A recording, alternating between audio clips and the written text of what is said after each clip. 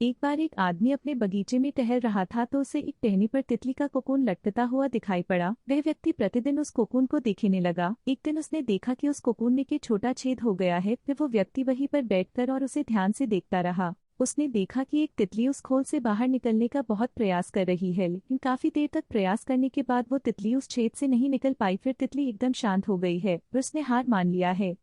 इसलिए उस व्यक्ति ने निर्णय किया कि वो उस तितली की मदद जरूर करेगा। तो उसने एक कैंची को उठाया और कोकून के छेद को इतना बड़ा कर दिया कि वो तितली आसानी से बाहर आ सके। तितली तो आसानी से बाहर निकल आई, लेकिन उसके पूरे शरीर पर सूजन थी और उसके पंख भी सूजे हुए थे। वो व्यक्ति ये सोच रहा था कि तितली अभी पंख फैलाकर उड़ने लगेगी, लेकिन ऐसा हो ना सका, बल्कि तितली को अपना सारा जीवन जमीन पर रेंगकर ही बिताना पड़ा। वो आदमी अपनी दया और जल्दबाजी में ये नहीं समझ पाया कि दरअसल कोकून से निकलने की प्रक्रिया को प्रकृति ने इतना कठिन इसलिए बनाया है ताकि ऐसा करने से तितली के शरीर में मौजूद तरल उसके पंखों में पहुंच सके और वो छेद से बाहर निकलते ही उड़ सके।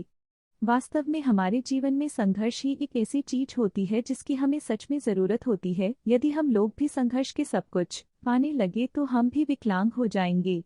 बिना परिश्रम और संघर्ष के हम उतना मजबूत नहीं बन सकते हैं जितनी कि हमारी क्षमता होती है। इसलिए जिंदगी में आने वाले कठिन समय को भी सकारात्मक नजरिए से देखना चाहिए।